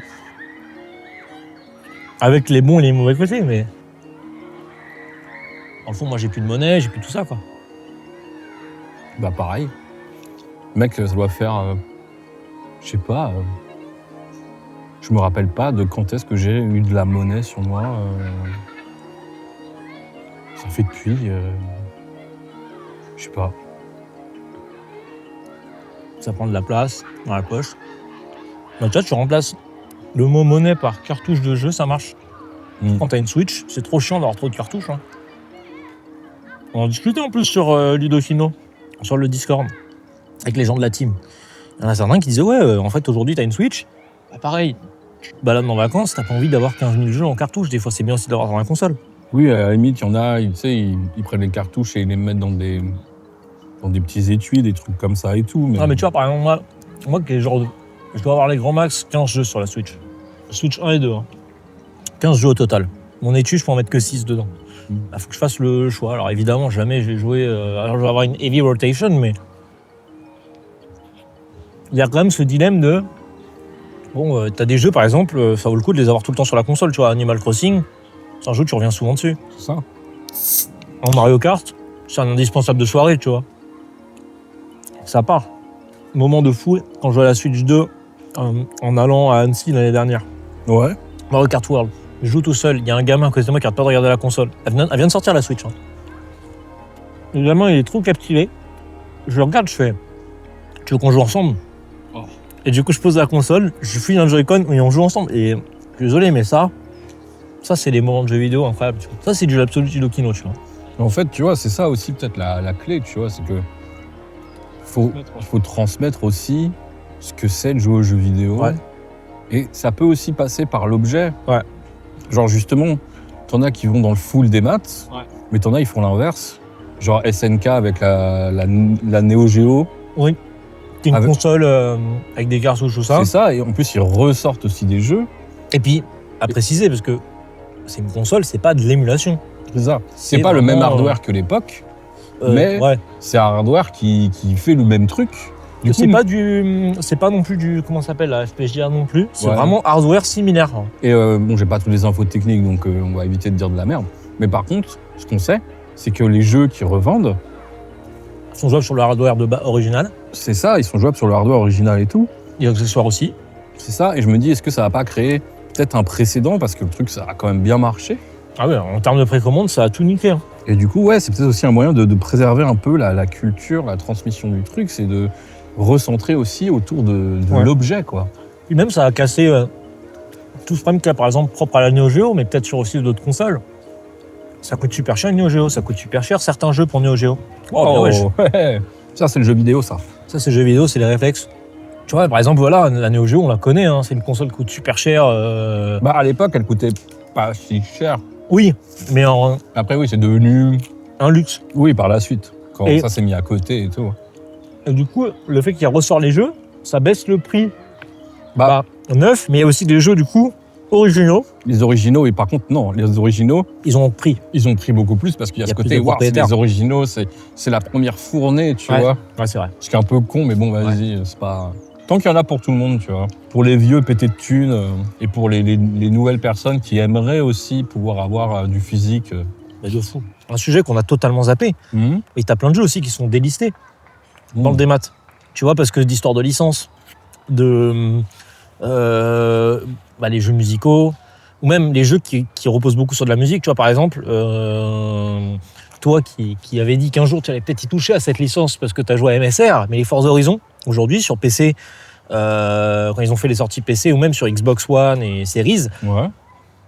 Forza Horizon 1, 2, 3, même le 4 ne sont plus disponibles à l'achat en démat parce qu'ils n'ont plus les licences. Il faut l'avoir sur galette, mais du coup, sur console ça va, tu vois, c'est pas une galère, tu le rachètes. S'il prend un peu ou quoi que ce soit, ça va. Mais sur PC, t'es baisé. En fait, moi, je pense que ce qui va survivre le plus simplement, c'est tout ce qui est sorti avant 2006. Ouais. Et le reste, ça va être On voit. craqué, émulé, préservé sur des serveurs. Du savoir, Et ouais, hein, regarde ce qu'on est obligé de faire à cause du réchauffement climatique. On est obligé d'aller voir des brumisateurs. c'est ça la team. Putain, mais c'est n'importe quoi. Parce que bon, on est là, on se plaint, on parle de Plein de choses. l'arrêt du physique et tout, mais en vrai, il y a plus grave que ça dans la vie, en fait. Il y a la crise du logement, il y a la montée du fascisme, il y a le réchauffement climatique. Ah. Qu'est-ce qu'on en a à branler que... Le prochain Horizon, les- il sort pas en Blu-ray, quoi. Qu'est-ce qu'on a à foutre que le broguelien moyen ne pourra plus avoir Spider-Man dans son étagère? On s'en bat les couilles. Oui, acheter des vieux jeux, ou alors soutenez les boîtes qui, justement, sont pour un peu un retour de l'objet physique, avec des éditions collector spéciales, des trucs et tout, parce que je comprends l'intérêt, tu vois, d'avoir une collection et tout. Enfin, j'aime évidemment cette culture, donc je comprends. Je juge pas les gens. Mais... Ou alors encourager... Encourager des les médiathèques, programmes, des choses qui font que... les musées. Genre, je suis beaucoup plus attaché finalement à ce qu'on puisse avoir soit des ressorties de consoles ou des consoles comme, tu sais, je crois que c'est, comment ça s'appelle? Analogue. Ouais, tu vois. L'analogue, ouais, qui, avec les puces FPGA, te permet d'avoir... C'est ça, le fait de pouvoir préserver ce que c'est de se poser devant une console, devant une télé, avec une manette et de jouer aux jeux vidéo. Ouais. Plutôt que, les œuvres en elles-mêmes, au bout d'un moment, tout ça, il y a déjà des dizaines de milliers de jeux vidéo qui ont disparu, en fait. Ah c'est ouais. terrible. Hein. Il y a plein de C'est jeux terrible. Hein. où c'est pas la vraie version, ou plein de trucs qui changent. Puis il y a les remakes, Les remakes. les remasters, les machins. Ouais. Et Genre, c'est pareil, des fois, ça ne suffit pas. Hein. Vous croyez que dans 200 ans, Ocarina of Time sur N64, en mode, ah oui, un jeu à l'ancienne, ça sera le remake. Ils joueront à GTA Vice City sans Billie Jean. C'est C'est ça. un scandale. Ça, c'est scandaleux. vrai, c'est un scandale. C'est scandaleux. Ah, Non, c'est du coup, bloqué, là. Du coup, on est vraiment en mode dooming, tu On est vois. en mode dooming, mais attends, moi je pense qu'il faut finir sur une bonne note parce que c'est quand même la fin de saison pour Magazine Paris. C'est vrai. On a fait une saison, on a fait plein d'épisodes et on a toujours promis qu'un jour on allait faire la petite tier list où dire c'était quoi les meilleurs et Le tout. meilleur kebab, le meilleur sandwich merguez. Mais du coup, est-ce qu'on se ferait pas cette tier list pour finir sur une meilleure note? Ouais, j'avoue. Quand même. Parce que ça, au moins, la bouffe, Ouais. c'est quelque chose qui se consomme, Ouais, qui se partagent qui aussi. se partage, qui laisse des souvenirs, mais qu'on peut pas préserver sur une étagère. Faut qu'on refasse le topo. On avait commencé avec le Paris-Istanbul. Paris-Istanbul, banger. Paris-Istanbul qui, pour l'anecdote, de base, C'est celui-là qui a lancé un peu oui. l'idée de faire ça, quoi. Et surtout, est-ce qu'on l'avait pas bouffé? On n'était pas retourné parce que après une petite soirée un peu alcoolisée, tu vois. Oui, de fou, c'est comme ça que ce genre d'idée naissent. Et ouais. Donc Paris-Istanbul, un bon, moi je dirais tier A. Hein. Par contre, Ça, c'est il y a pas débat. Le pire, c'était celui du Game One là, le beau Grenelle. Vers André Citroën. André Citroën là, désolé. Le mec désolé. était très gentil, Ouais. mais c'était explosé au sol. C'était vraiment pas bon, les frites étaient pas bonnes, la Ah ouais. merguez était pas ouf, le pain était dégueulasse. Celui qui est après, c'était où on a parlé des conférences JV et tout, Ouais, alors, qui en plus était un changement de plan à dernière minute, parce que de base on devait aller à un autre. ouais, on devait aller à un autre. Et on a trouvé celui-là au c'était pif. un plan B. Et ouais, il était vraiment bon celui-là. Genre avec les petites merguez là. Genre il était vraiment bon. Donc du coup lui c'est tier A aussi ou pas? Ouais, lui c'est tier A. Tier A, ok. Ouais. Il y a celui de Clichy, On y est allé 2 fois. on y allait 2 fois, c'est un peu de la triche en vrai. C'est un peu de la triche, mais c'était vraiment le meilleur. La merguez était un peu juteuse. Ouais, celui-là tier S. Celui-là, il est tier S. Tier S. Il y a la purée merguez à la maison. Ah, c'est vrai ça, Ouais. c'est le petit spin-off. Le spin-off avec Mood qui arrive après, avec C'est sa vrai, petite c'est Giant vrai. et tout. Ah, ça, c'est un peu hors catégorie. C'est en catégorie, ouais. Mais c'était bon. Moi, je dirais, tiens, un petit tier A quand même. Ouais, Parce que le délire purée merguez, c'est pas tous les jours. bah, ça marchait bien. Bon délire de goût, tu vois. Mm. C'était bien métissage à la française. C'est ça la France aussi. C'est un peu ça. Et celui-là, du coup,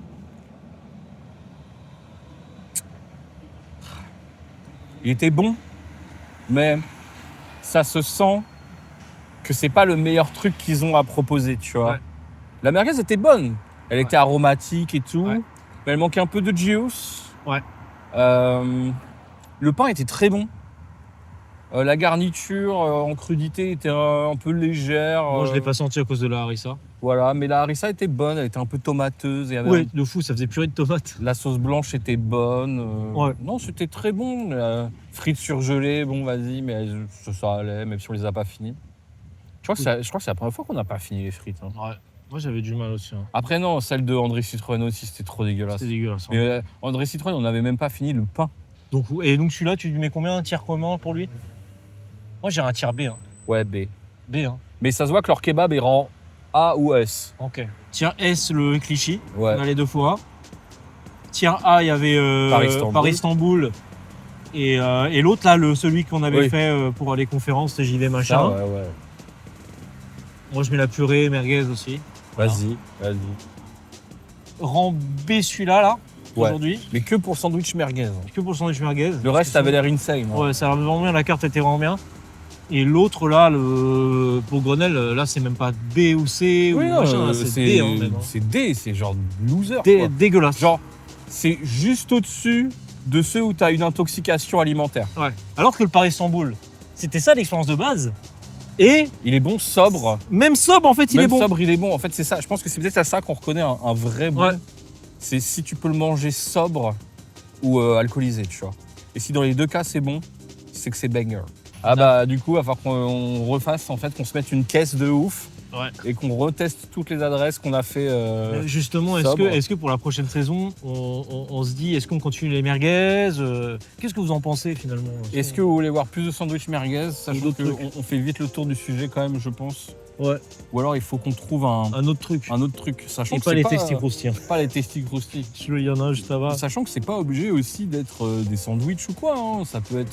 Attends, moi je chiffrerais la tartiflette, mais vas-y, ça va faire cher quoi. Puis on va vraiment avoir le beat comme ça.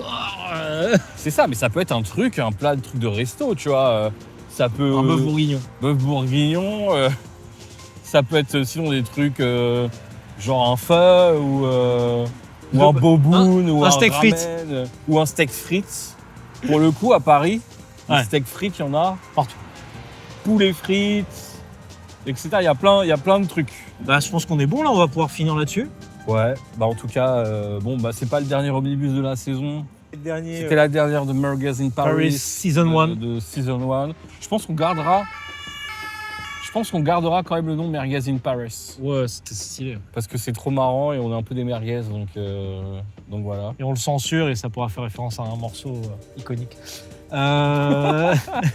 Sur ce les amis, bah bon omnibus à vous et c'est quoi la suite? Voilà, on verra bien. On sait pas comment conclure les vidéos nous. On sait pas, écoutez, bah Sinon il y aura rush générique ou il y aura un truc Ouais, genre il y aura un truc et tout. mais la Et version puis au chill. tu pire, vois. on continue à parler comme ça et tu vois, au bout d'un moment, ça coupe.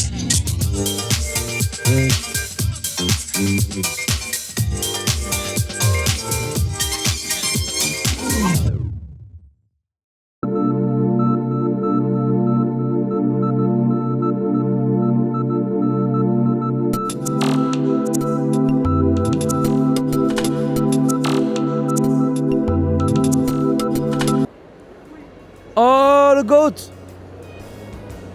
Merci Quicos pour toutes ces années. Merci pour tout. Il m'a inspiré toute ma vie, Quicos. Toute ma vie, j'ai été inspiré par Quicos. Mais ça tombe bien parce que Quicos, faut être quick. Et moi, je vais être Quicos avec vous, les amis. C'est la sortie du festival, c'est la fin de cet omnibus. On était sur le 11e omnibus, le meilleur de la saison parce que j'étais là. Bah ouais, le 12e il sera nul à chier, je serai pas là. Donc voilà, fallait profiter un peu. Hein. En attendant, n'hésitez pas à suivre Ludokino parce qu'ils m'ont quand même loti, ils m'ont permis de venir ici, bien manger et tout. D'ailleurs, tu me donneras l'argent. Hein. Parce que là, je vais aller me chercher une petite pizza à côté. C'est quand même 25 balles la petite pizza. Hein. On est au parc des expos. Donc voilà. Merci d'avoir suivi cet omnibus et puis profitez bien de l'été. Allez, salut!